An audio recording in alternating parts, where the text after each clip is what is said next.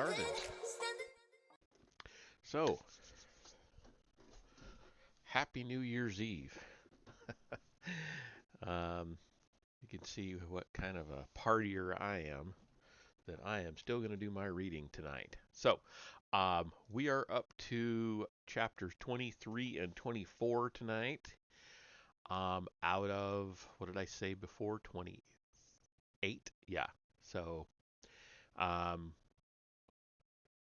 so Friday and Tuesday readings will finish up this book, um,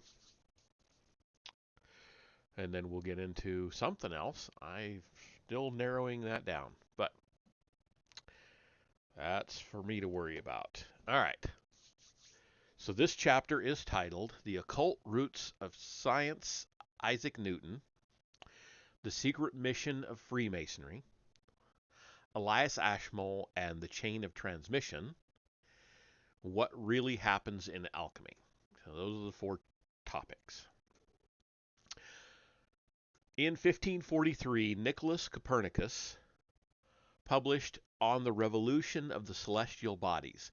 His thesis was that the Earth goes around the Sun.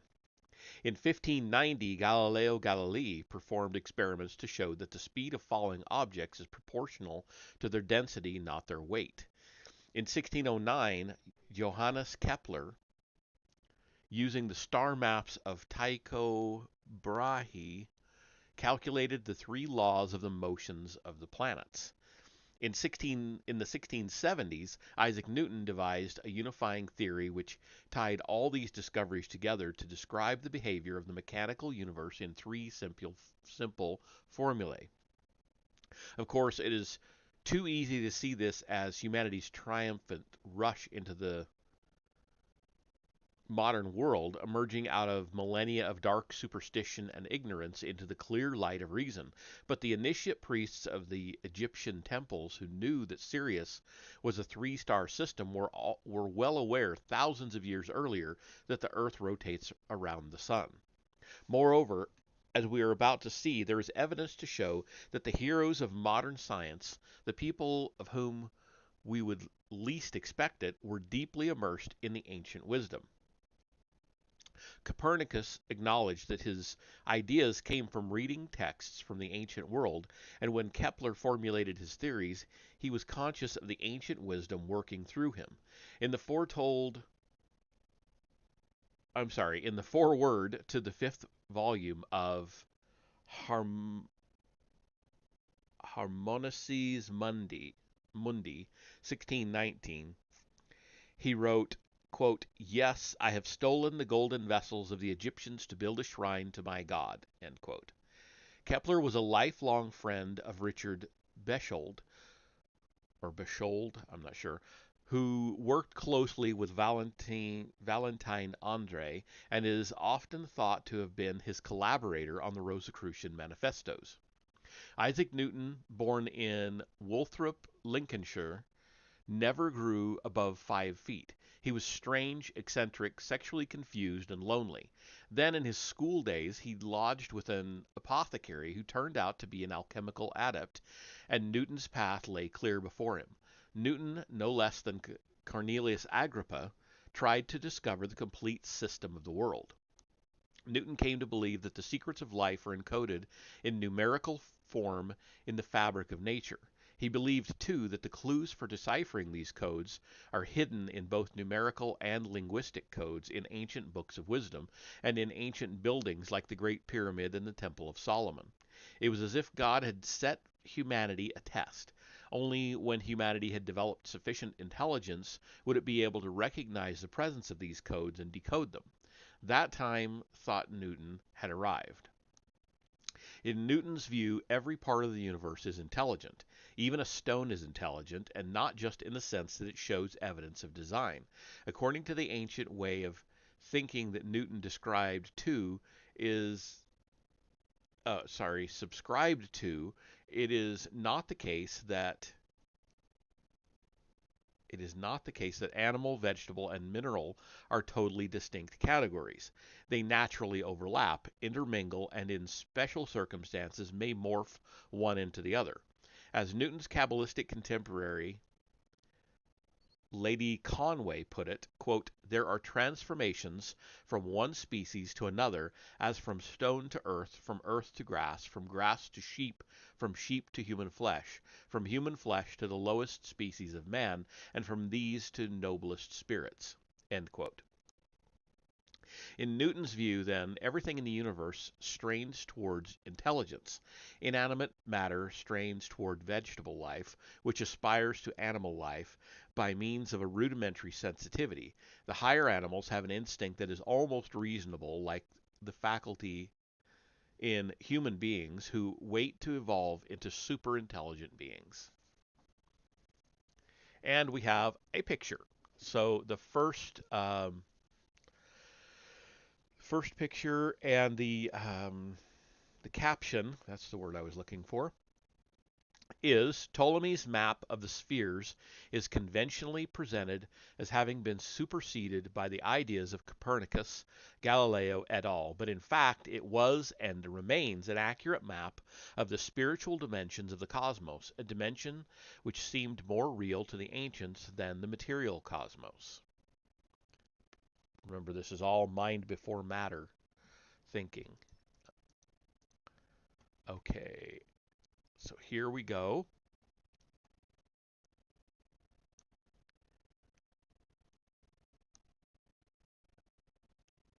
I'll let you try to read that. It looks to be mostly in Latin.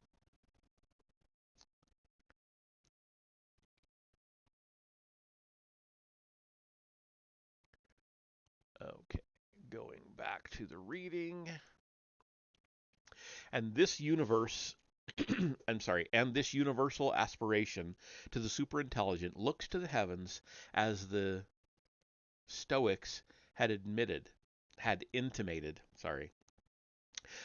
Isaac Luria, the 16th century Kabbalist, put it like this, quote, "There is nothing in the world, not even among silent things such as dust and stones, that does not possess a certain life, spiritual nature, a particular planet, and its perfect form in the heavens." End quote.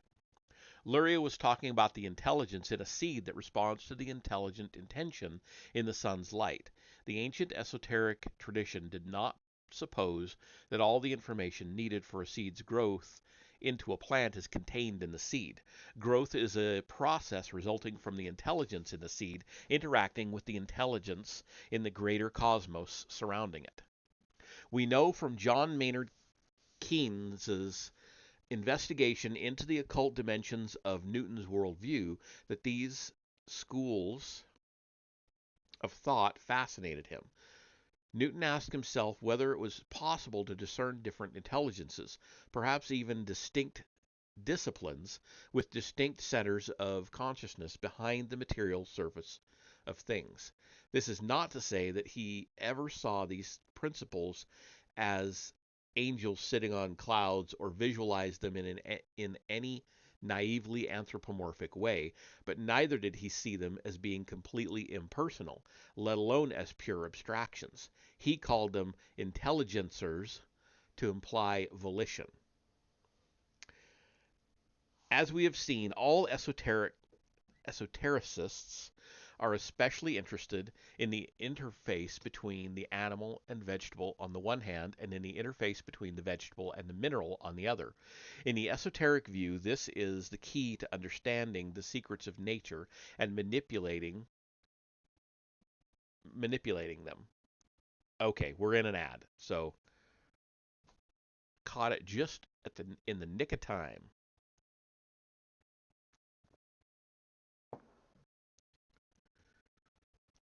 So I know exactly where I'm picking up when this ad ends. Of course, we've got our full minute of ads. The first one looks like some kind of an anime-based game. I don't know what the heck that is.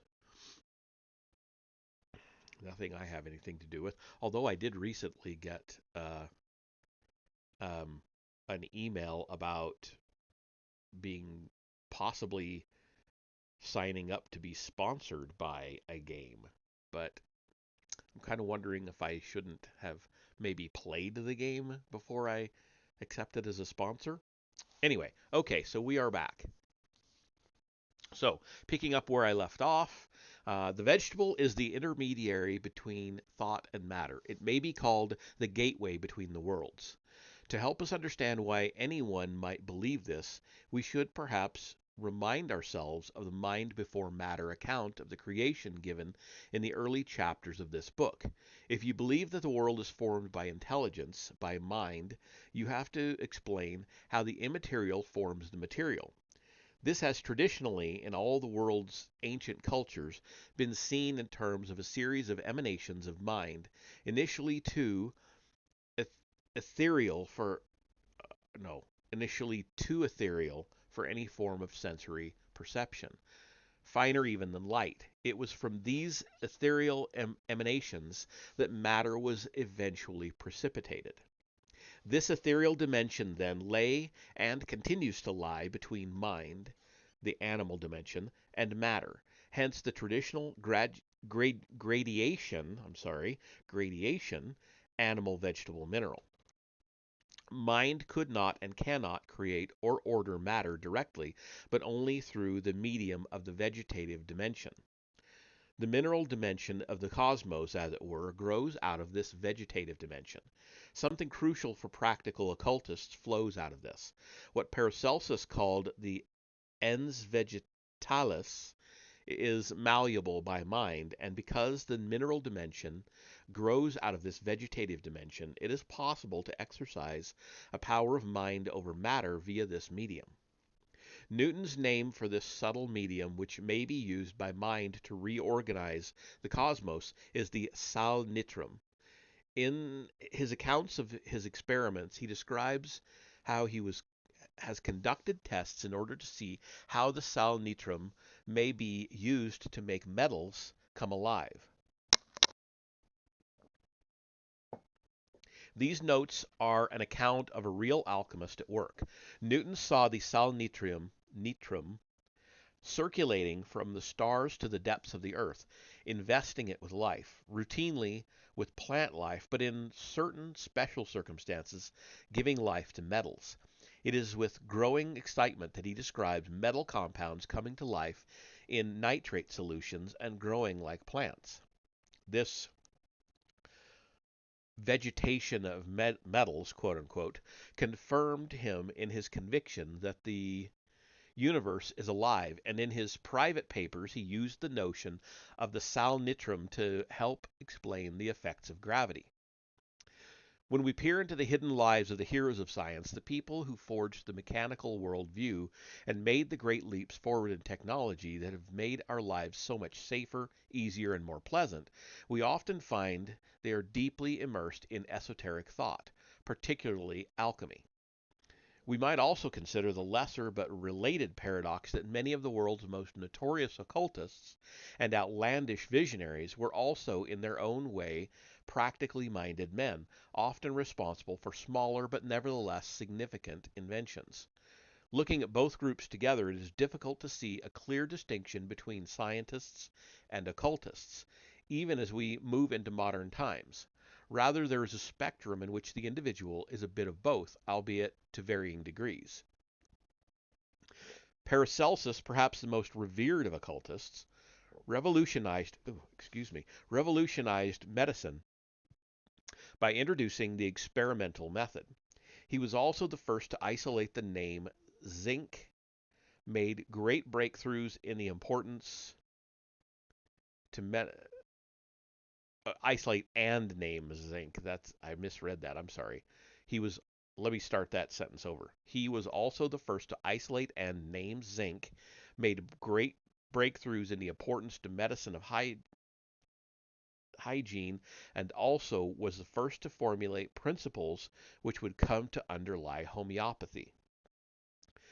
Giordano Bruno is a great hero of science because he was burned at the stake in 1600 for insisting that the solar system is heliocentric.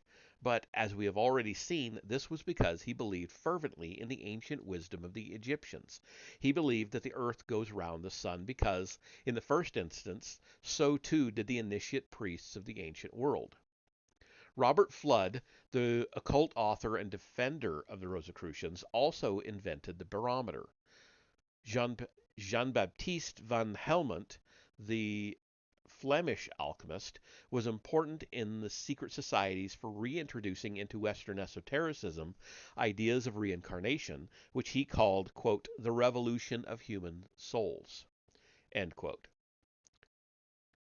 He also separated gases in the course of his alchemical experiments, coined the word gas, and in the course of experiments on the healing powers of magnets, coined the word electricity. Gottfried Wilhelm Leibniz, the German mathematician, was Newton's rival in the devising of the calculus. In Leibniz's case, his discoveries arose out of fascination with Kabbalistic number mysticism, which he shared with his close friend, the Jesuit scholar of the occult, Athanasius Kircher. In 1687, Kircher, an alchemical student of the properties of the vegetable dimension, resurrected a rose from its ashes in front of the Queen of Sweden. Leibniz himself has also provided us with with the most detail and credible account of the alchemical transformation of base metals into gold. The Royal Society was the great intellectual engine of modern science and technological invention. Among Newton's contemporaries, Sir Robert Moray published the world's first ever scientific journal, Philosophical Transactions, and was a fervent researcher into Rosicrucian teaching. The strange monk-like figure of Robert Boyle, whose law of thermodynamics paved the way for the internal combustion engine, was a practicing alchemist. In his youth, he wrote of having been initiated into an quote-unquote invisible college. Also practicing alchemists were Robert Hooke, inventor of the microscope, and William Harvey, discoverer of the circulation of the blood. Descartes, who fathered rationalism in the mid-17th century, spent a considerable amount of time trying to track down the Rosicrucians, and in researching their philosophy.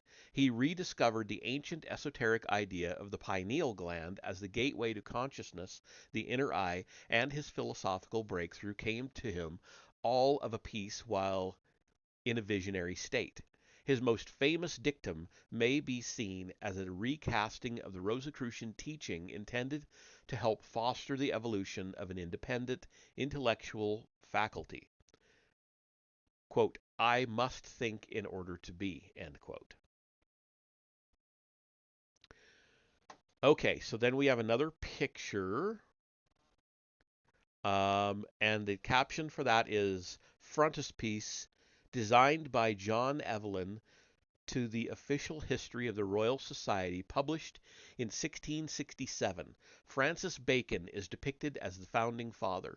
He sits under the wing of an angel in a way that echoes the closing phrase of the Fama Fraternitatis of the Rosicrucians. Okay, let me bring that picture up here.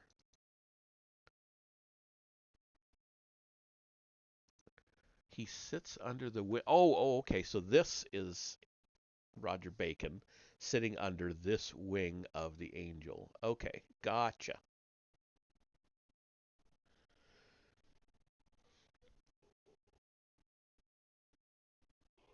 Hmm.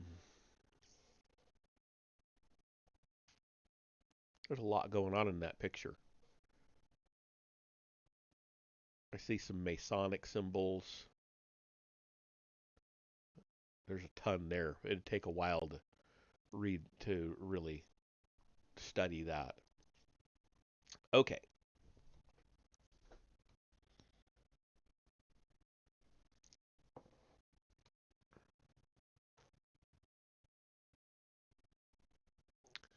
Sorry. Okay, I was right there. Blaise Pascal, one of the great mathematicians of his day and an eminent philosopher, was discovered after his death to have sewn into his cloak a piece of paper on which was written, quote, "The year of grace 1654, Monday 23 November, day of St. Clement, Pope and Martyr. From about 10:30 in the evening until about 12:30 at night, fire." End quote. Pascal achieved the illumination that the monks of Mount Athos sought. In 1726, Jonathan Swift, in Gulliver's Travels, predicted the existence and orbital periods of the two moons of Mars, which were not discovered by astronomers using telescopes until 1877. The astronomer who then saw how accurate Swift had been named the moons Phobos and Deimos. Fear and terror, so awestruck was he by Swift's evident supernatural powers. Emanuel Swedenborg, the great 18th century Swedish visionary, wrote detailed accounts of his journeys into the spirit worlds. His reports of what the disembodied beings he met there told him inspired the esoteric Freemasonry of the late 18th and 19th centuries. He was also the first to discover the cerebral cortex and the ductless glands,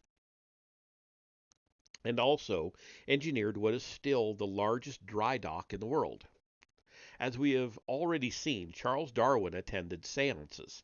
He may have had the opportunity to learn the esoteric doctrine of the evolution from fish to amphibian to land animal to human from his close association with Max Mueller, early translator of sacred Sanskrit texts. Max Mueller is the translator and, along with a team of translators, editor of Sacred Books of the East, which is not just Sanskrit texts from India, but it's a 50-volume set that happens to be completely available for free on sacredtext.com, sacred-texts.com, if you're ever interested in reading them. I would love to read them on this channel, but there's just no way with all the stuff I have to read that I could get through 50 volumes of that. Although it is the only full, complete translation of the Upanishads that I am aware of. I think it's complete. I've only seen excerpts of the Upanishads in any other source. Anyway, moving on. Nikola Tesla, recently described by a historian of science as, quote, the ultimate visionary crank, end quote, was a Serbian Croat, I'm sorry, not Kraut, who became a naturalized American. There, he patented some 700 inventions. Oh, Croat. I knew Nikola Tesla was Croatian. Why Serbian Croat? I don't know where. Anyway, there he patented some 700 inventions, including fluorescent lights and the Tesla coil that generates an alternating current. Like Newton's most important breakthroughs, this last arose out of his belief in an etheric dimension between the mental and physical planes. Tesla was an amazing man. I wish he had full reign to do what he wanted to do. Anyway, in the late 19th and early 20th centuries, many leading scientists thought it worthwhile to pursue a scientific approach to occult phenomena, believing that it would ultimately be possible to measure and predict occult forces such as etheric currents that seemed only a shade more elusive than electromagnetism, sound waves, or X-rays. Thomas Edison, inventor of the phonograph and therefore the godfather of all recorded sound, and Alexander Graham Bell, inventor of the telephone, both supposed that psychic phenomena were perfectly respectable areas of research for science, involving themselves in esoteric Freemasonry and theosophy. Edison tried to make a radio that would tune into the spirit worlds. Their great scientific discoveries arose out of this research into the supernatural. Even the television was invented as a result of trying to capture psychic influences on gases fluctuating in front of a cathode ray tube. Looking for clues on how best to understand this strange vision of the occult and the scientific of the occult and the scientific joined at the hip, we will return to the great genius behind the scientific revolution, Francis Bacon. As we saw, Francis Bacon's great discovery was that if you view the objects of sense experience as objectively as possible, stripping out all preconceptions and notions that all of it was meant to be, then new patterns emerge beyond the ones traced by priests and other spiritual leaders. You can use these new patterns to predict and manipulate events. Historians of the philosophy of science see this as the great beginning, the moment when inductive reasoning became a part of humanity's approach to the world. From this moment flowed the scientific revolution and the whole industrial and technological transformation of the world.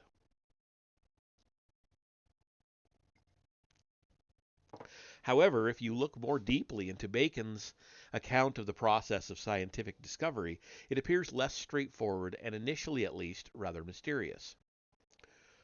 Quote, "Nature is a labyrinth," he said, "in which very haste you move in which I'm sorry, I it so let me start that quote over. Nature is a labyrinth, he said, in which the very haste you move with will make you lose your way. End quote. Bacon was writing as if the scientist plays a game of chess with nature. In order to get answers, he must first put nature in check. It's as if nature needs to be tricked into giving away her secrets because nature is inherently tricky herself, as if she means to deceive. Today's historians of science try to present Bacon as a thoroughgoing materialist. But this is wishful thinking. Although he believed that interesting new results would emerge if you looked at sense data as if they were not infused with meaning, this is not what he believed to be the case. We know, for example, that he believed in what he called astrologica sana, which is to say, receiving the magical celestial influences into the spirit in the way that the Renaissance magus Pico della Mirandola had recommended. Bacon also believed in the same ethereal intermediary between spirit and matter as Newton, and that this same intermediary existed in humans who are, quote, enclosed in a thicker body as Aryan snow or froth, end quote. So there's some weird spellings there. So the word I'm pronouncing as Aryan is Ayrein. And froth, I'm thinking froth, Froath. So enclosed in a thicker body as Aryan snow or froth, what he called the etheric body. Bacon said, quote, "It is no less true in this human kingdom of knowledge than in God's kingdom of heaven that no man shall enter into it, except he become first as a little child." End quote. This seems to be saying that a different and childlike state of mind needs to be reached first in order for higher knowledge to be reached. Paracelsus had said something similar, be writing of the process of experimentation, also using biblical phrasing. Quote, "Only he who desires with his whole heart will find, and to him only who knocks vehemently shall the door be opened." End quote. The implication is that higher knowledge of the world comes from altered states of consciousness. Writing in the same circles as Bacon and Newton, Jean-Baptiste van Helmont wrote, quote, "There is a book inside us written by the finger of God through which we may read all things." End quote.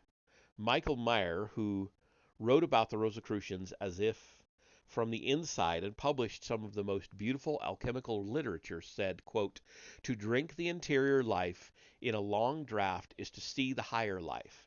He who discovers the interior discovers what is in space." End quote. In all these things, in all these sayings, there is a clear implication that the key to scientific discovery somehow lies within. Okay, and then we have another picture and it has a fairly long caption, which reads, Rosslyn Chapel near Edinburgh. The Scottish roots of Freemasonry were deliberately covered up in the 18th century because they had become entangled with the Stuart dynasty, supporting its claims to the throne. Rosslyn Chapel, built in the 15th century by William Sinclair, the first Earl of Caithness, incorporated replicas of the twin pillars of Solomon's Temple, Hakim and Boaz, in a way that anticipated every Masonic lodge in the world. A carving on the lower frame of the window in the southwest corner of the chapel seems to be of a Freemasonic first degree. Scottish lodges of some description undoubtedly existed at least 100 years before the recorded English ones. Okay, so get this is a picture of the interior of Rosslyn Chapel, or at least part of it.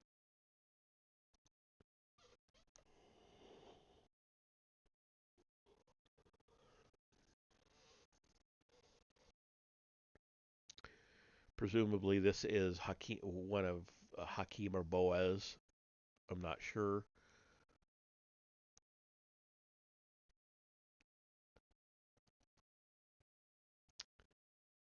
Anyway, getting back to the reading, we have seen that throughout history, small groups have worked themselves into altered states. In the suggestion by Bacon and his followers that the scientist needs somehow to tune himself to the etheric or vegetable dimension. Wait a minute. Is the suggestion. Okay. What if you can somehow work yourself into the dimension of interweaving forms? You are on your way to understanding the secrets of nature. We have seen the great scientific geniuses, the founders of the modern age, have tended to be fascinated by ideas of ancient wisdom and altered states.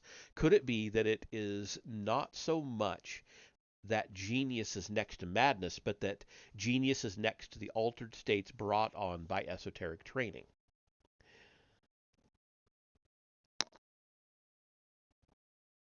If the heroes of the Rosicrucians, Dee and Paracelsus, were wild and strange, the magi of the next epoch came on like respectable businessmen. Freemasonry has always presented a straight face to the world. The Anglo-Saxon lodges in particular have been coy about their esoteric origins. The notion that Freemasons are sufficiently high at sufficiently high levels of initiation are taught the secret doctrine and history of the world outlined in this book might seem implausible even to many Freemasons. In Freemasonic lore, the society's roots may be traced back to the building of Solomon's Temple by Hiram Abiff, the suppression of the Knights Templar, and to secretive guilds of craftsmen such as the Compagnons du Devoir, the children of Father Soubise, and the children of Father Jacques. An often inter, an often overlooked influence on the formation of secret societies, especially Freemasonry, is the confraternities. Founded in the 15th century, they were originally lay brotherhoods affiliated to monasteries. The brothers pursued the spiritual life while also working in the community, organizing charities, commissioning art, and leading procession on holy days. Their secrecy was originally designed to ensure that charitable works remained anonymous, but it gave rise to rumors of robes, secret rituals, and initiates. In France, in the 15th century, these confraternities, which had been absorbing ideas from Joachim and the Cathars, were eventually driven underground. But modern speculative Freemasonry is dated by its official historians to the 17th century. It's sometimes claimed that the first recorded case of initiation into Freemasonry was that in 1646 of the celebrated antiquary and collector and founder member of the Royal Society, Elias Ashmole. He was certainly one of the earlier English Freemasons and very influential. Born in 1617, the son of a saddler, Elias Ashmole qualified as a lawyer and became a soldier and a civil servant. He was a restless collector of curios. The Ashmolean Museum in Oxford, built around his collection, was the first public museum. He was also a man of boundless intellectual curiosity. In 1651 he met an older man, William Backhouse, owner of a manor house called Swallowfield. This turned out to have an extraordinary long gallery, where did I get tree? A treasure house of, quote, inventions and rarities, end quote, including rare alchemical manuscripts. Backhouse was evidently a man much like Ashmole's heart, and much after Ashmole's heart, and Ashmole's diaries reveal how Backhouse invited him to become his son. By this, we learn, Backhouse meant that he intended to adopt him as his successor and heir. Before he died, he promised he would pass on to Ashmole the ultimate secret of alchemy, the true matter of the philosopher's stone, so that Ashmole could carry forward a secret tradition that dated back to the time of Hermes Trismegistus. Over the next 2 years, Backhouse's teaching of the eager Ashmole was slow and apparently hesitant. But then, in May 1653, the younger man recorded, quote, "My father Backhouse, lying sick in Fleet Street over against St. Dunstan's Church, and not knowing whether he should live or die, about 11 o'clock told me in labels." Oh, I think it's supposed to be syllables. "The true matter of the philosopher's stone which he bequeathed to me as a legacy." End quote. It looks like a typo. It's S.LABLES, so I'm assuming it's supposed to be syllables. Um, okay, and we have a picture. The caption is "Illustration to Theatrum Chemicum Britannicum, an anthology collected by Elias Ashmole." And there you have it. Spiritus Anima. I can't quite make that one out.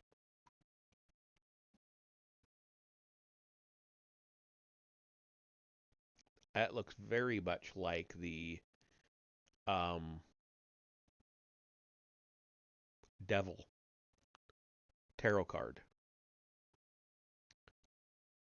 to me. It does to me anyway. Maybe you don't see it, but I see it. Maybe I'm just smoking crack, but that's what I see in that. Um, Ashmole's is an unusually clear and unambiguous account of the passing down of secret knowledge, but there is other evidence too, hints and allusions of occult activity among the intellectual elite.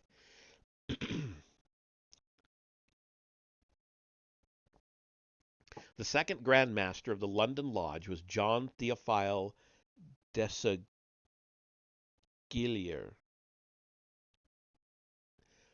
a follower of Isaac Newton, who likewise spent many years poring over alchemical manuscripts. The symbolism of Freemasonry, as it was formulated in this period, is shot through with alchemical motifs from the central notion of the work to the ubiquitous cornerstone and philosopher's stone, ashlar, ashlar, to the compasses and the lequer, the square. Okay, so then we have another long caption and another picture. Depiction of the English King Charles I in 1649 awaiting execution. This event was predicted with astonishing accuracy by the French prophet and astrologer Michel de Nostradamus in 1555. As David Oveson, the most learned of the Nostradamus scholars, has pointed out, his line "Chera par Leroy," which has some odd um, capitalizations, is Kabbalistic code for Charles Leroy,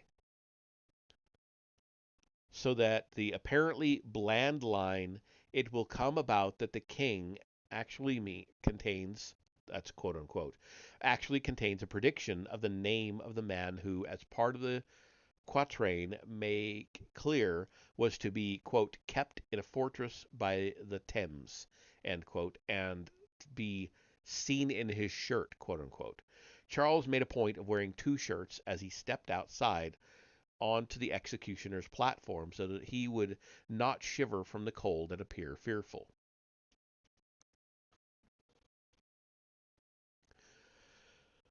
Oh, that was the caption. Sorry. Um, I was I got caught up in the text of it and forgot I was reading a caption. So here he is preparing for his execution. And I think if it was clearer, there's something going on here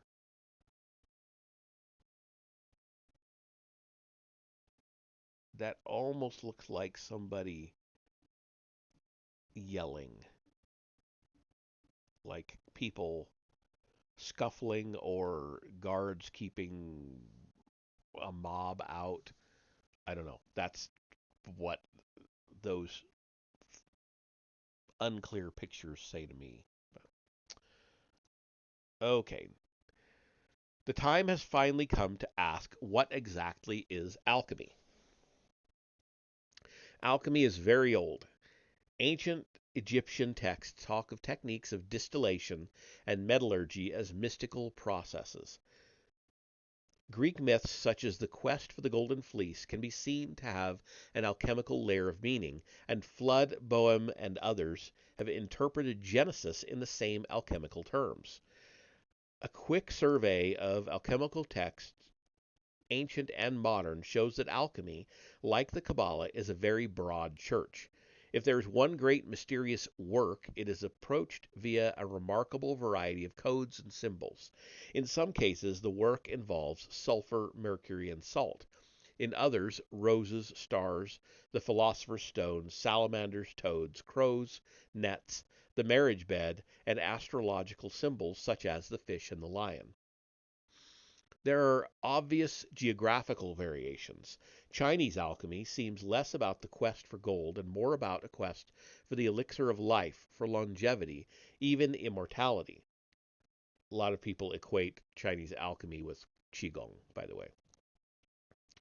Alchemy also seems to change through the ages. In the 3rd century, the alchemist Zosimus wrote that, quote, "the symbol of the chymic art, gold, comes forth from creation for those who rescue and purify the divine soul chained in the elements," end quote.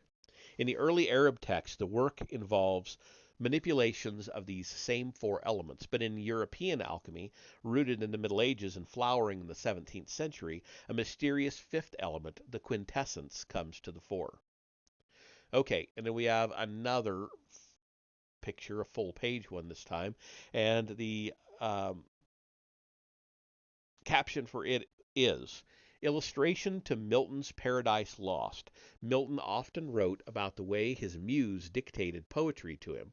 It is tempting to modern sensibility to see this as a mere metaphor, but Milton's journals also show how much he was influenced by Boehm in his descriptions of paradise and by Flood in his cosmology. Milton's writings also make it clear that he was used to encounters with disembodied beings. If answerable, and there's a quote within this, "if answerable style I can obtain of my celestial patroness, who deigns her nightly visitation unexplored, or inspires easy my unpremeditated verse," end quote, and end caption. And here is the illustration from Paradise Lost.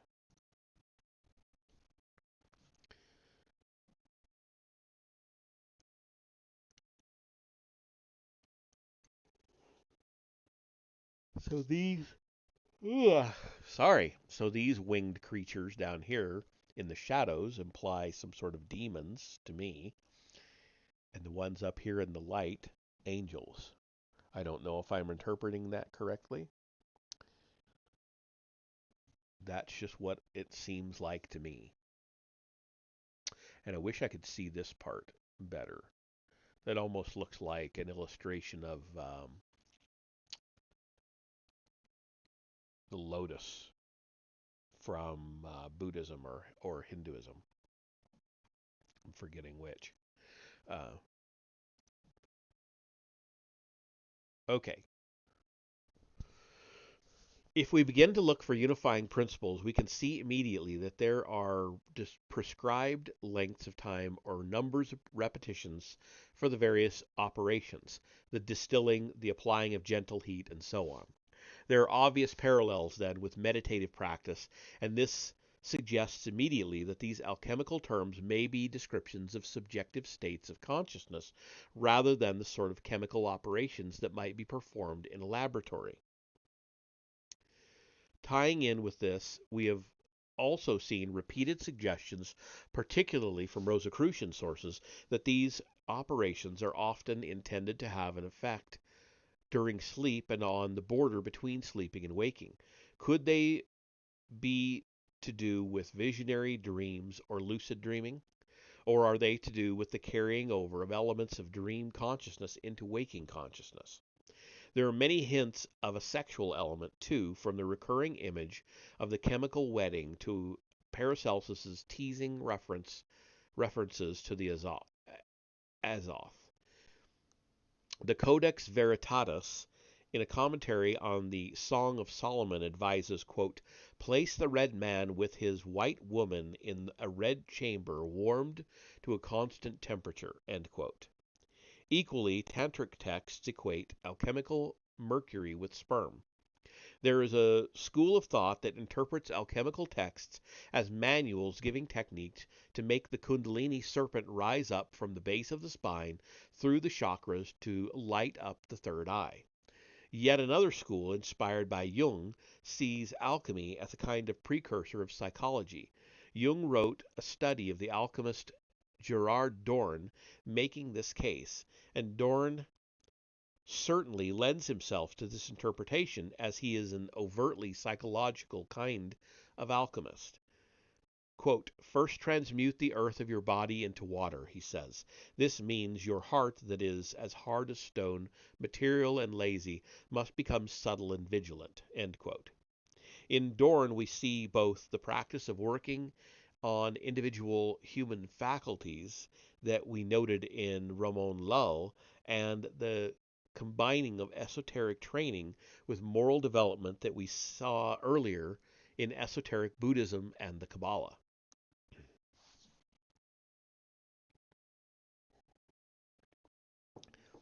Alchemical sexual practices certainly exist. We will look at these in chapter 25, and there may well be alchemical texts which deal with the Kundalini rising, but in my view, this is not central to the golden age of alchemy that reached its peak with the Rosicrucians and the Freemasons.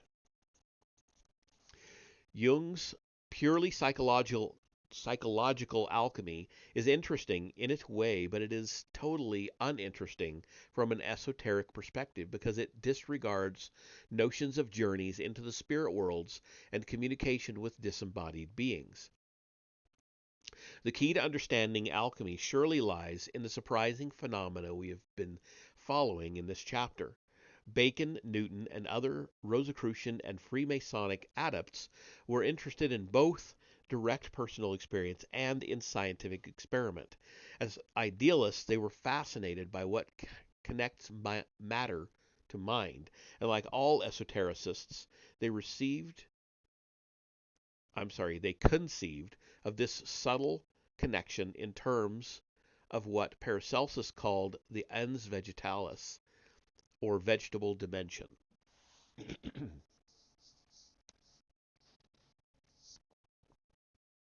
Did it perhaps provoke them that the vegetable dimension seemed immeasurable, even undetectable by any scientific instrument? Maybe, but then perhaps that what sustained them, what prompted them to explore further, was the belief that this vegetable dimension had apparently been experienced in all times and in all places, and that there was an ancient, authentic tradition of manipulating it to which many of the great geniuses of history had subscribed. Roger Bacon, Francis Bacon, Isaac Newton, and others had developed scientific experimental procedure. They had tried to find universal laws to make sense of the world viewed as objectively as possible. Now they applied the same methodology to life viewed as subjectively as possible.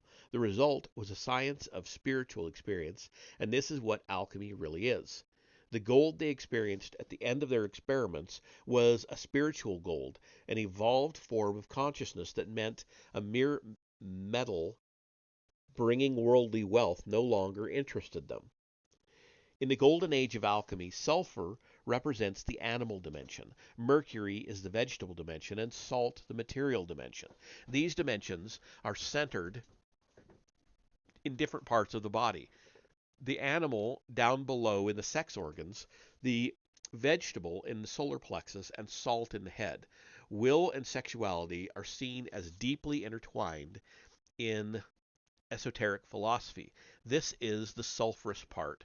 Mercury, the vegetable part, is the realm of feeling. Salt is the precipitate of thinking.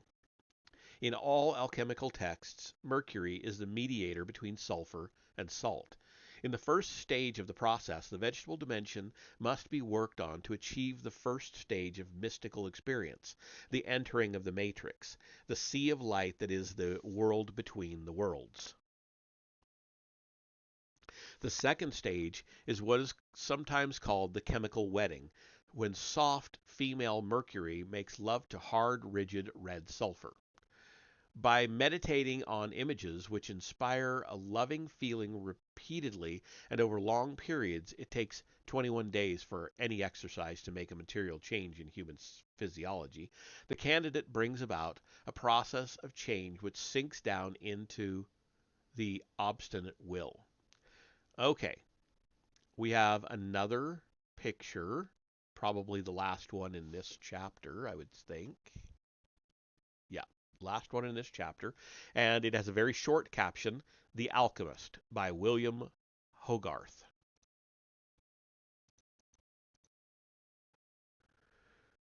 Here we go, The Alchemist. So we see a globe, a small person in a jar. That's a very alchemical. A triple cross.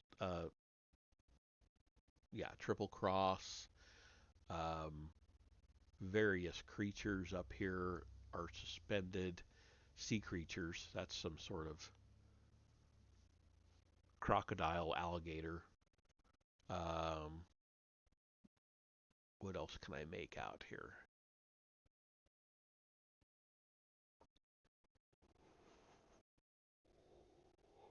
Not quite sure.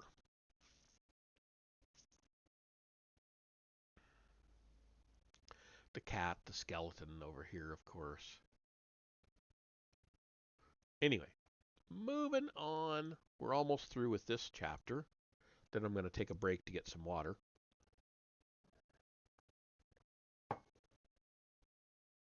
If we succeed in making our selfish sexual desires into living spiritual desires, then the bird of resurrection, the phoenix, rises. If our heart is overtaken by these transformed energies, then it becomes a center of power. Anyone who has met a truly holy person will have felt the great power that a transformed heart radiates. Love fascinated the alchemists of the Golden Age. They knew that the heart is an organ of perception. When we look at someone we love, we see things other people cannot see, and the initiate who has undergone alchemical transformation has made a conscious, willed decision to see the whole world in this way.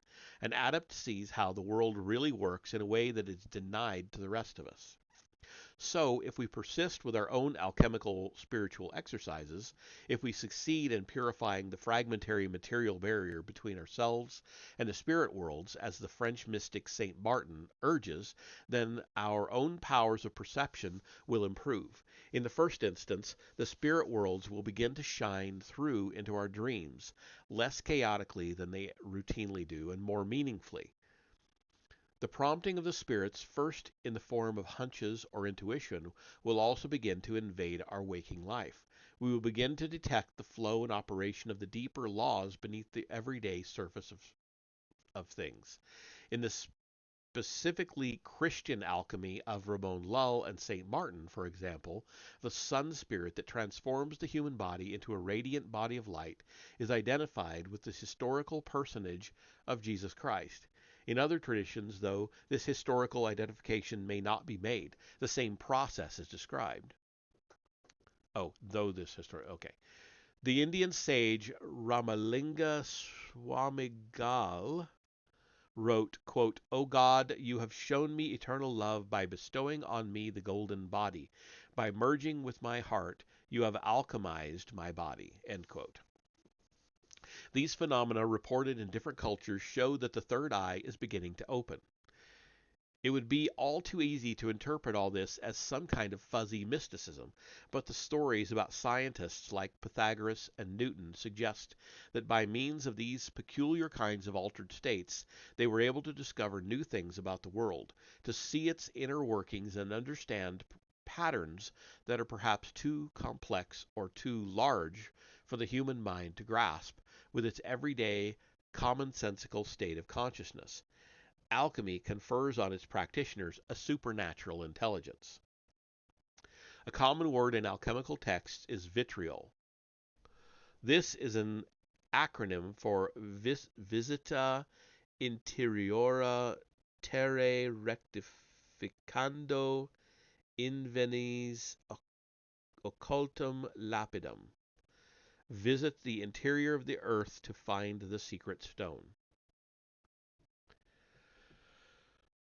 When alchemical texts recommend visiting the interior of the earth, this is a way of talking about sinking down into one's own body. Alchemy, then, is concerned with occult physiology.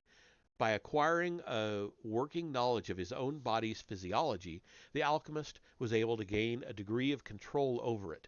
Great alchemists like Saint Germain were said to be able to live as long as they wanted.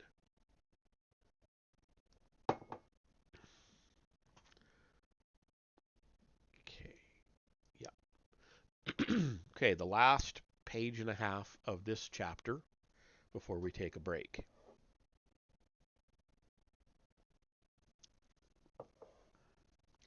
But on a more down-to-earth level, alchemists were also able to advance science in practical ways. We have seen alchemists who have made contributions to the growth of modern medicine. In altered states of consciousness, men like Paracelsus and Van Helmont were able to solve medical problems and devise treatments that were beyond the understanding of the medical profession of the day. By going inside themselves, these initiates saw the outworld with supernatural clarity. To put it in Kabbalistic terms, man is the synthesis of all the holy names. All knowledge is therefore contained inside ourselves if we learn how to read it. The Yoga Sutras of Patanjali allude to traveling the heavens and shrinking to the size of the smallest particle as being among the powers that reward those who practice its arcane techniques. Indian adepts still talk of being able to travel to the far reaches of the cosmos and also to to so concentrate their powers of perception that they see right down to the atomic level. These are great siddhis, or excellencies. It was surely excellencies that enabled the initiate priests of antiquity to perceive the third star in the Sirius system, to understand the evolution of the species, and to understand too the form and function of the pineal gland. But is it possible for us to believe in the efficacy of such altered states today? Aren't we more likely to see them as diminishing intelligence, making us less conscious, more likely to be deluded? I offer one counterexample to the common sense view, which was first pointed out to me by Graham Hancock while he was working on his breakthrough book on shamanism, Supernatural. Each human cell has coiled inside it double-stranded ribbon only 10 molecules wide, but some 6 feet long, which contains all the genetic information necessary for the construction of that person. Every living cell on the planet has a version of this ribbon, but the ones in human cells are the most complex, carrying a coded message of some 3 billion characters. These characters contain inherited instructions which enable the cells to organize themselves in the patterns that create each individual human being. Scientists noticed that these billions of characters seem to have very complex patterns of relationships, a deep structure suggestive of a human language. This hunch was confirmed by statistical analysis, but it was the brilliant Cambridge biologist Francis Crick who cracked the code, discovering the double helix structure that won him and his colleague James Watson the Nobel Prize and launched modern genetic medicine. What is pertinent to the secret history is that although insofar as I know, Crick had no connections with the secret societies, he achieved his moment of inspiration and unlocked the structure of DNA while in an altered state brought about by taking LSD. As we have seen, hallucinogens have been used as part of techniques for achieving higher states of consciousness and grasping higher realities since the mystery schools. What is even more intriguing still is that later in life, Crick published a book called Life Itself, Its Origin and Nature, in which he argued that the complex structure of DNA could not have come about by chance. Like an earlier Cambridge man, Isaac Newton, he believed that the cosmos had encoded deep within its messages about our and its origins that had been put there so that we would be able to decode them when we had evolved sufficient intelligence. What is the moral of this? As the Duchess in Alice in Wonderland will always ask, what lies outside the collective is the realm of the demonic, but this realm is also the realm of the innovative, the evolutionary, and that which addresses our deep and unquenchable need for the infinite.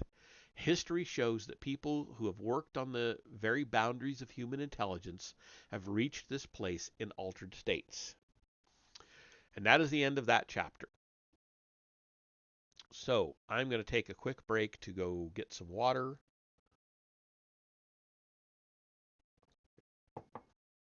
And then we'll get into the next chapter, which is a bit shorter, quite a bit shorter. So I will be right back in just a couple minutes. Prepare to die.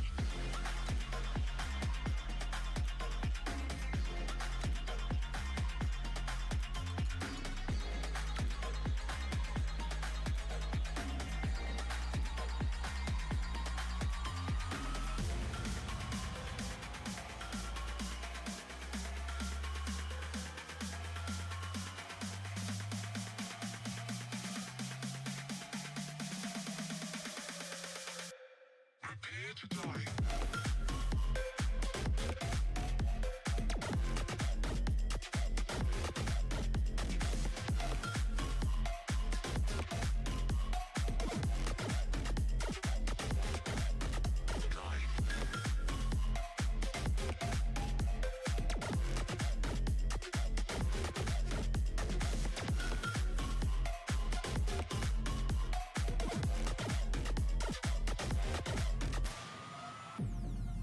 Welcome to a whole new world.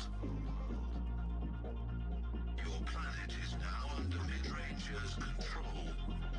Humanity will be exterminated. If you hear this message, do not try to leave. Do not try to fight. Do not try to resist. You will be eliminated. Okay. Let's get back into chapter 24. Okay. The last one was 22 pages. This one's only 14, so we'll finish up a bit quicker. There are multiple pictures, so that always speeds it along too. Okay, so chapter 24, The Age of Freemasonry, Christopher Wren, John Evelyn and the Alphabet of Desire, The Triumph of Materialism, George Washington and the Secret Plan for the New Atlantis. Okay, if alchemy was the core practice connecting the Rosicrucians and early Freemasons, the outward forms of these societies were quite different.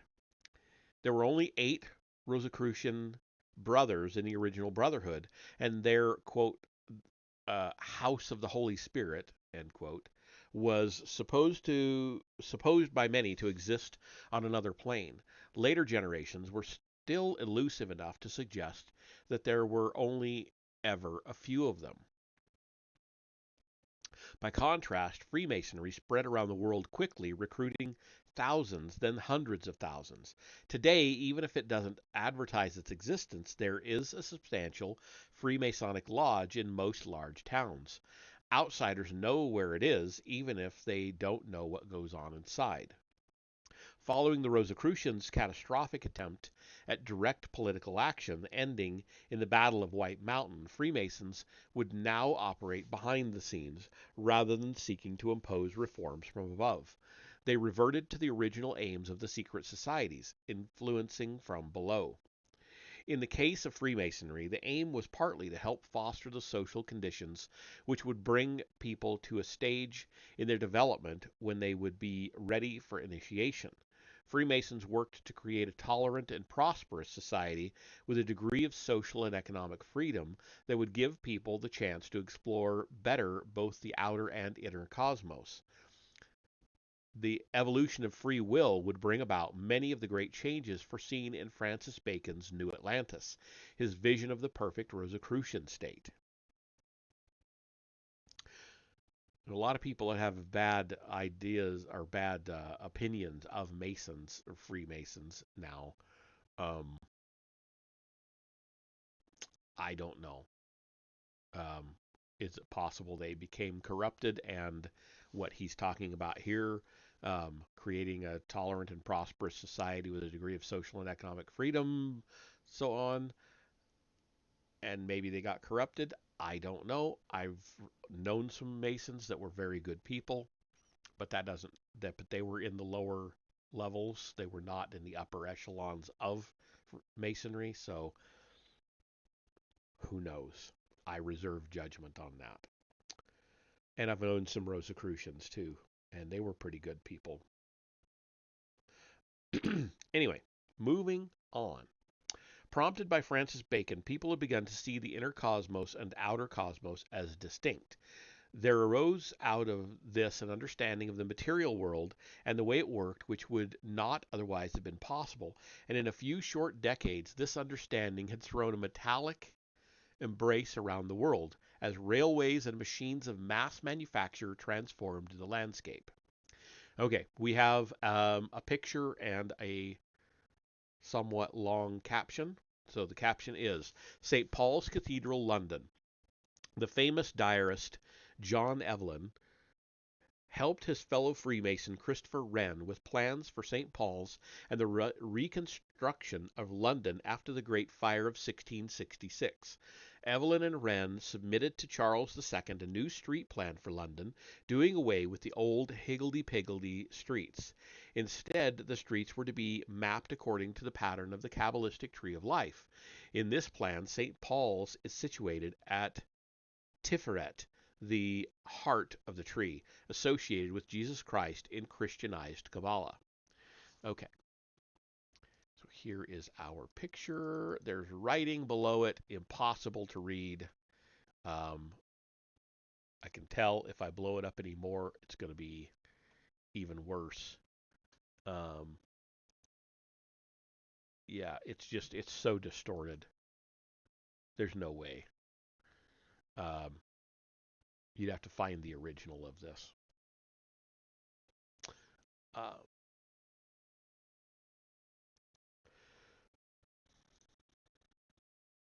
The great thing about science was that it worked. It produced testable, reliable results and tangible, life-changing benefits. The contrast with religion could not have been more pointed. The church was no longer a reliable source of spiritual experience. The Scottish philosopher David Hume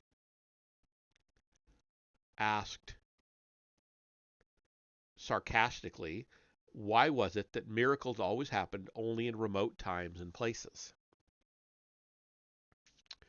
The result of all this was that physical objects became the yardstick of what is real. The inner world began to seem like just a shadowy reflection or shadow of the outer one. In philosophy's central debate, the one between idealism and materialism, idealism had been dominant since philosophy's beginnings. As we have suggested, this was perhaps not because the majority of people had weighed up the arguments on both sides and come down in favor of idealism, but because they had experienced the world with an idealistic form of consciousness.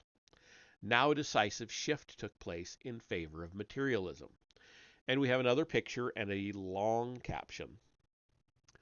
The caption is, Blake's pictures sometimes feature naked bodies in the forms of letters of the Hebrew alphabet.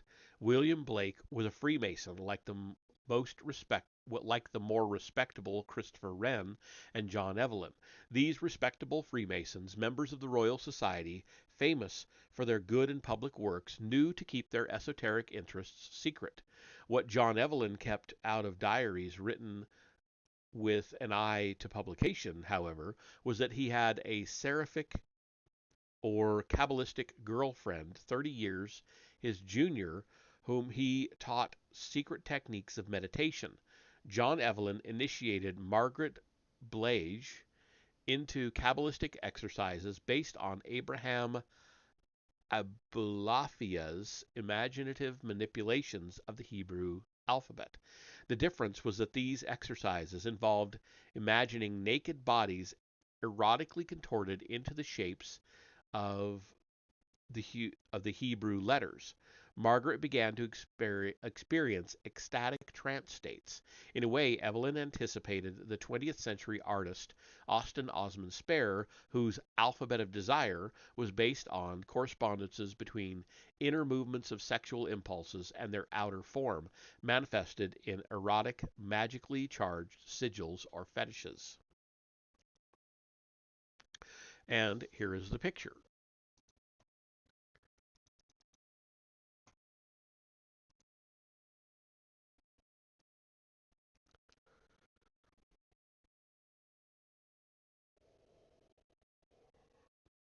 They are kind of contorted, aren't they? Or at least a bit out of proportion.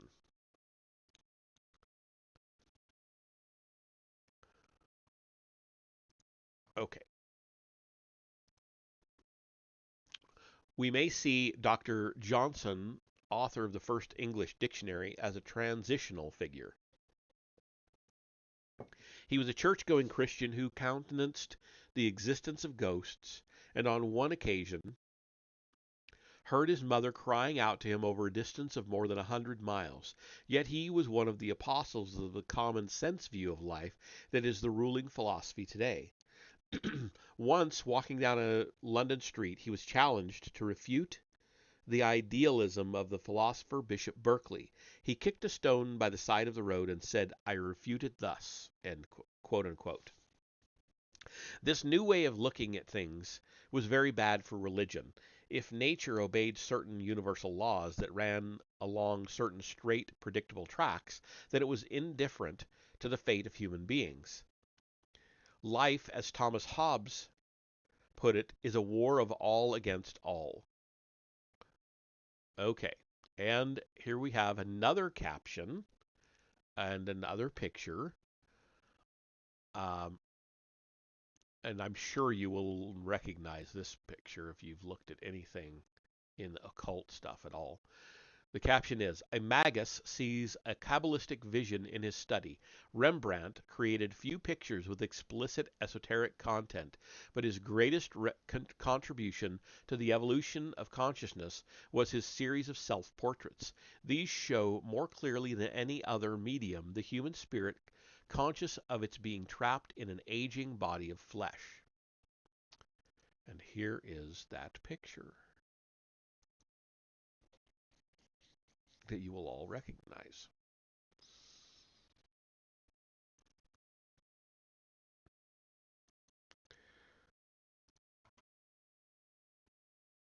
The wasteland of Central Europe following the 30 Years' War became the spiritual wasteland of the Western world. It's possible, if you are so minded, to see the decline of religion with sardonic glee, but for most people, the gradual withdrawal of the spirit worlds has been experienced with an increasing sense of alienation. Without the living presence of beings from the higher hierarchies of gods and angels to help them, people were left alone to confront, as we say, their own demons and demons. What?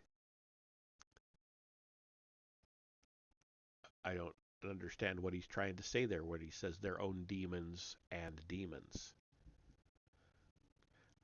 Anyway, humanity was entering a new dark age. Neo-Solomonic temples sprang up all around the world. The esoteric aim of Freemasonry would be precisely this, to help lead humanity through the age of materialism while keeping the flame of true spirituality alive. Of course, Freemasonry is often thought of as atheistic, particularly by its enemies in the church, but a Freemason has traditionally sworn an oath to, quote, study the hidden secrets of nature and science in order to better to know his maker, end quote. And as far as I know, they are also required to um, believe in a higher power. They non-specific, doesn't have to be the Christian God, but a higher power. Um, From the start, Freemasons had wanted to discard unthinking religion, false piety, and the accretions of centuries of church practice and dogma, particularly the crude idea of a vindictive father figure. But the higher orders have always sought direct personal experience of the spirit worlds. As philosophers, they have always been interested in attempting to define what we can reasonably say about life's spiritual dimension. As we are about to see, many famous Freemasons of the 18th century, who are usually thought of as skeptical, if not downright atheistic, were practicing alchemists, and some even participated in ceremonial magic. Moreover, some great Freemasons from this period were reincarnations of great personages from the distant past. They were returning to fight in the greatest battle with the forces of evil since the first war in heaven.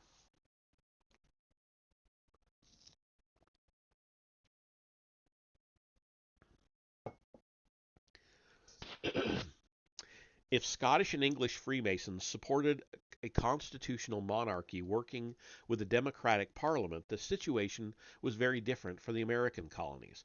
George Washington was initiated in 1752. On 16 December 1773, a group of men, apparently native Indians, played a large part in inspiring the American Revolution. After they had dumped British tea into Boston Harbor, they hurried back inside St. Andrew's Masonic Lodge. In 1774, Benjamin Franklin met Thomas Paine in a lodge in London and urged him to emigrate to America. Fond of quoting the words of Isaiah, Paine became the great prophet of revolution, proposing a federation of states, coining the phrase, quote, the United States of America, end quote. He argued for the abolition of slavery and state funding for the education of the poor. In 1775, members of the Colonial Congress were staying as guests in a house in Cambridge, Massachusetts. Their aim was to design the American flag. George Washington and Benjamin Franklin were present, and so was an old professor who seemed to be staying there by coincidence. Somewhat to the surprise of the others, Washington and Franklin deferred to the professor. They seemed to recognize him as their superior immediately and unreservedly, and all of his suggestions for the design of the flag were promptly adopted. Then he vanished and was never seen or heard of again. Was this stranger one of the hidden masters who direct the history of the world? In their individual shape and in the pattern of their arrangement, the five-pointed stars on the flag echo the symbols on the ceiling of a chamber in the Egyptian pyramid of Unas. In Egypt, they were a symbol of the spirit powers raining down their sustaining and guiding influence on human history. If we insist against all the evidence on seeing Freemasonry as an atheistic organization, spiritual only in an empty modern sense, we will fail to understand how its leaders felt themselves both prompted by mysterious powers, some incarnated like the old professor, others the disembodied spirits of the stars. The architecture of Freemasonry grows out of an occult magical tradition of invoking disembodied spirits that goes back to ancient Egypt. Quote, when the materials are all prepared and ready, it is said, the architect shall appear. End quote. On the doors of the Capitol building in Washington, D.C., there is a depiction of a Masonic ceremony that took place in 1793 when George Washington laid its cornerstone. If we contemplate Washington's designs for the Capitol that would bear his name with this building at its heart, we can begin to understand Freemasonry's secret plans for the age.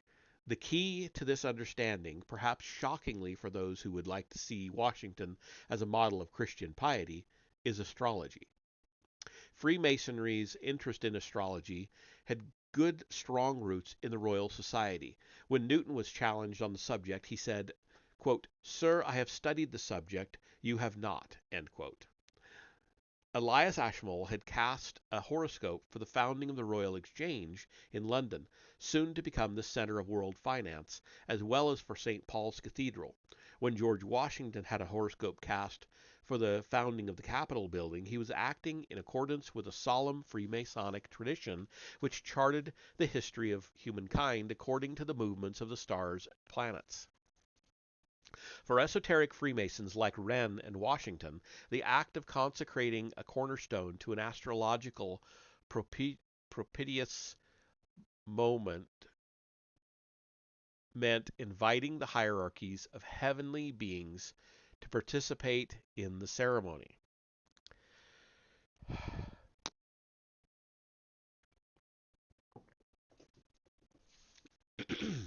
It is significant that at the very moment George Washington laid the foundation stone of the Capitol building, Jupiter was rising in the east. The phrase annuit coeptus, which hovers above the pyramid on the dollar bill, is adapted from a line in Virgil's Aeneid, quote, "Jupiter favor us in our undertaking," end quote. The phrase Novus Ordo Seclorum, also to be found on the dollar bill, and which worries conspiracy theorists so much, is also adapted from Virgil.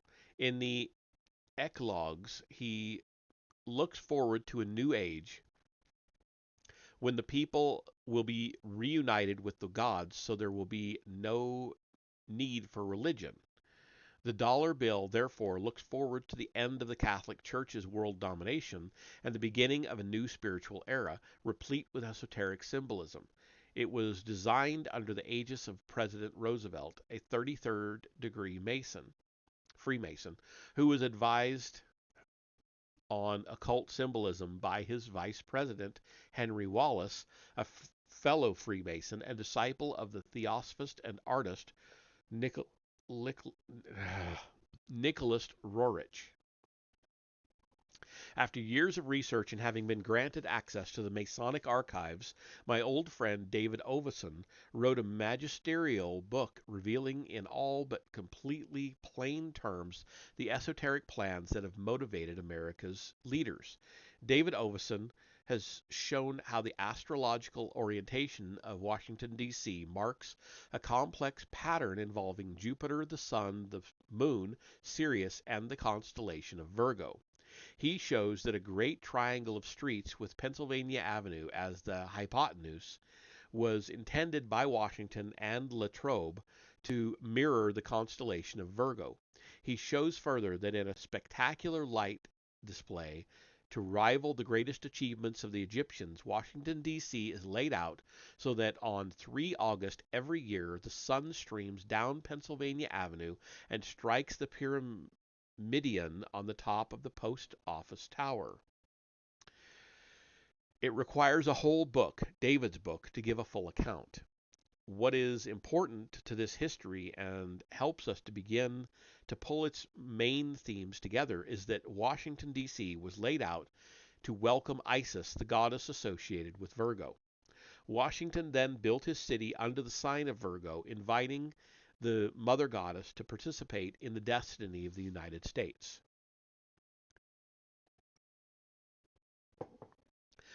We've seen that secret techniques for achieving altered states are taught inside secret societies. Different grades of initiation that lead to different levels of altered state. Higher levels may grant the gift of prophecy.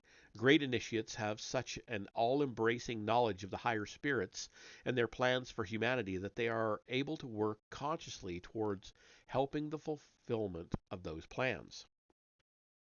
Initiates from different esoteric traditions in different parts of the world have been predicting the dawn of a new age. Joachim D. and Paracelsus prophesied the return of Elijah, working behind the scenes of history to help humankind become strong enough to face the trials that it would have to face. By inviting the Mother Goddess to participate in the destiny of the United States, Washington was also looking forward to a new age, a new dispensation. The United States would dominate the world if Washington's great prayers in stone were answered and the ancient prophecies came true. Abbot Trithemius, influenced by Joachim and influencing in his turn both Cornelius Agrippa and Paracelsus, had predicted that the epoch of Gabriel, the archangel of the moon, would be succeeded by the epoch of Michael, archangel of the sun. He predicted that this great event would take place in 1881.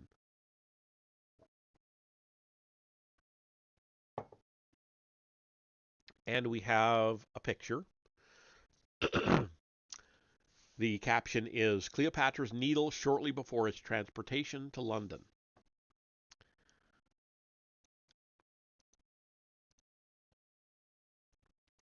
So, Cleopatra's Needle.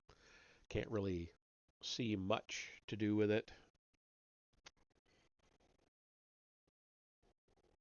As far as the hieroglyphics and stuff on the side, I mean, you can't really see any of that clear enough in that picture. You'd have to get some color pictures, I think, up close to see that. Hey, Vesper. Happy New Year to you, too. Glad to have you stopping in. We're about 3 pages away from being done for the night. Glad you could stop in, though. It's been an interesting read, mostly about the Freemasons tonight. Well, there was some other stuff. Isaac Newton, Bacon, you know.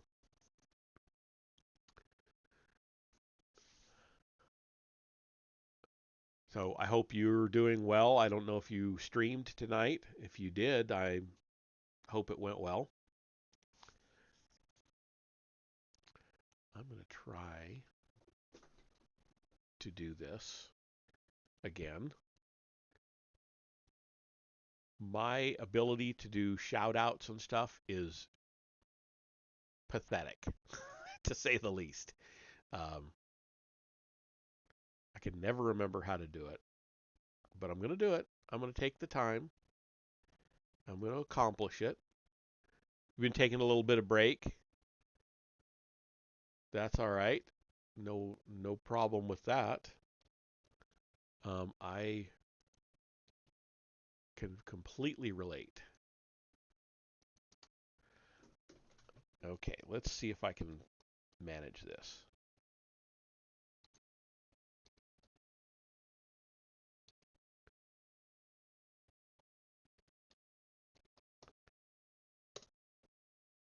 Hey, it worked. That's 2 for 2. All right, I'm getting it down. Eventually, I'll remember how to do it without having to pull up notes on how.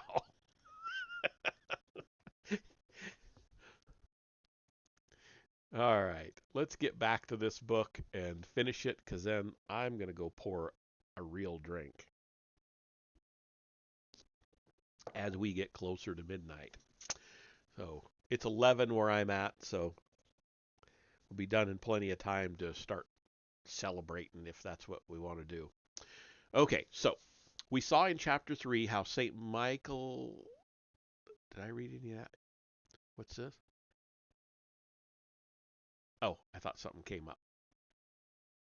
I thought you said, yeah. Anyway, we saw in chapter 3 how St. Michael had fought the good fight against the forces of evil, leading the hosts of the good angels. The Freemasons of the 18th and 19th centuries foresaw that St. Michael, archangel of the sun, would come again. Michael would come Michael was coming to fight the forces of corrupted angels and demons that were predicted to assault the earth in the late 19th and early 20th centuries. Michael's defeat of these forces with human help was to lead to the end of the Kali Yuga, the dark age of the Hindus, which had begun in 3102 BC with the murder of Krishna. The Yugas were astronomically determined, there being 8 divisions of the great year.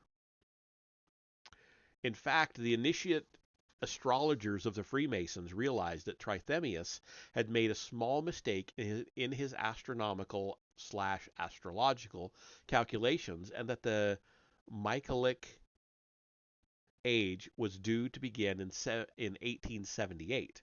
All around the world, as this year approached, Freemasons were planning to erect monuments. Above all, they planned to erect obelisks. The Egyptians saw the obelisk as a sacred structure on which the phoenix would alight to mark the end of one civilization and the beginning of another. An obelisk is a symbol of the birth of a new age. Like a gigantic lightning conductor, it draws down the spiritual influence of the sun. Constantine the Great and converted Constantine the Great had converted a temple in Alexandria into a church, reconstructing the obelisk sacred to Thoth or Hermes that stood outside it to the archangel Michael. In 1877, Freemasons on both sides of the Atlantic worked to transport these 2 obelisks by sea, one to London, where it was to be raised on the Victoria Embankment overlooking the Thames, and properly known as Cleopatra's Needle. There it was to be raised on 13 September 1878, when the sun was at its zenith.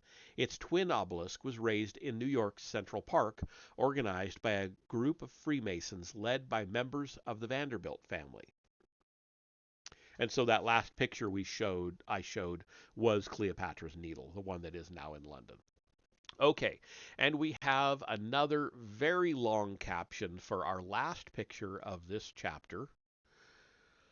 And that is, drawing of a bust of Albert Pike, Grand Master and Initiate, and author of Morals and Dogma, which I have an original copy of. Well, not original, but a hard copy of.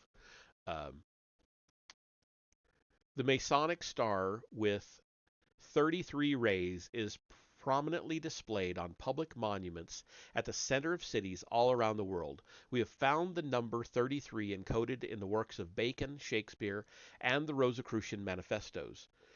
It is encoded on the tombs of Shakespeare and Flood, translator of the authorized version of the Bible. Jesus Christ lived 33 years. The significance of this number is one of the oldest and most closely guarded secrets of esoteric philosophy. 33 is the rhythm of the vegetative realm of the cosmos, the dimension that controls the interactions between the spirit worlds and the material world.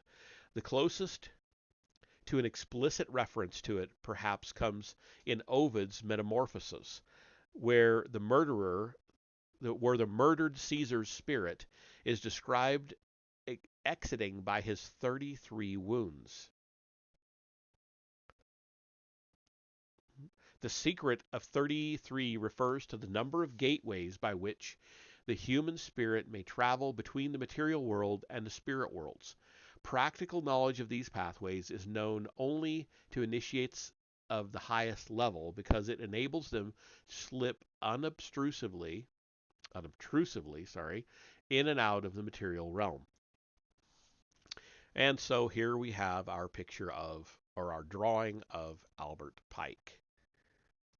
There you go. Not very detailed in the face, but a lot of detail went into the 33 rays here at his collar.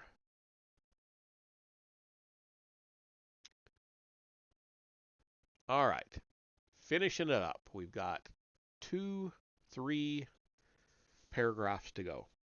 Michael was, as we have seen, the leader of the heavenly host, and the transition from one order to another is always marked by battles.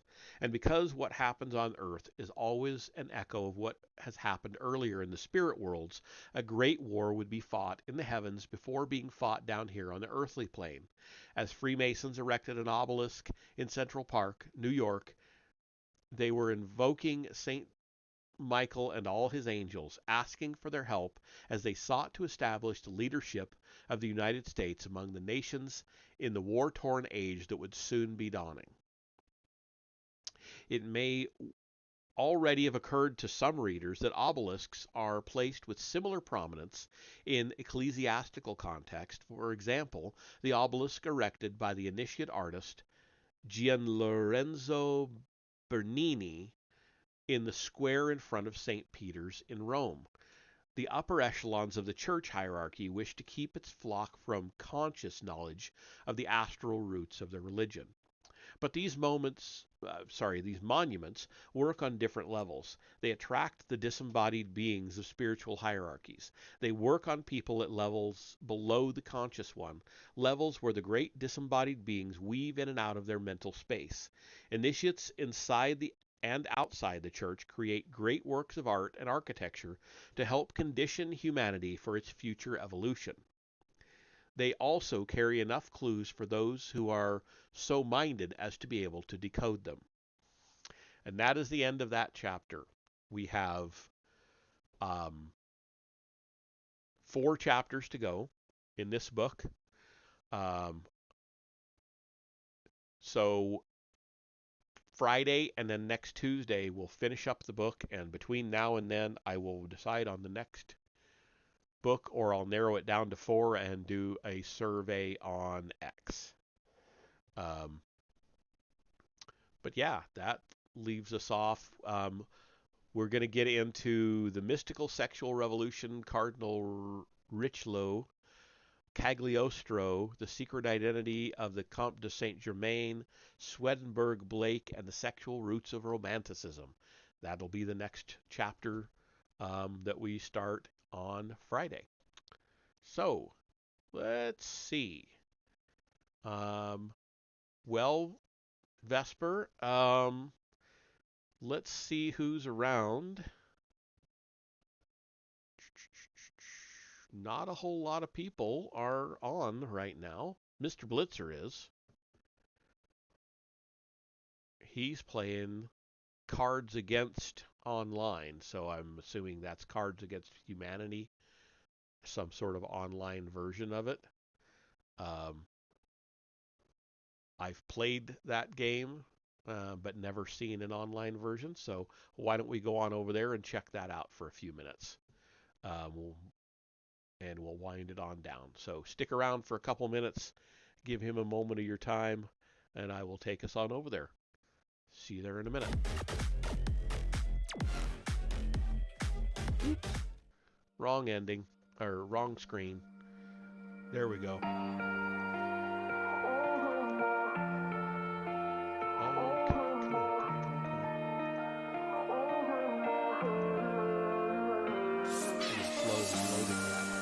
Shattered skies, watching teary blue eyes. He's been on a long time, so he may be getting ready to find some call. peace of Hit him up anyway. Not nights like I've had, but more sophisticated into love relations. Assembling my own heart, 'cause my mind's a million places and giving up. So it's in my head. Just tell me it's not happening. Tell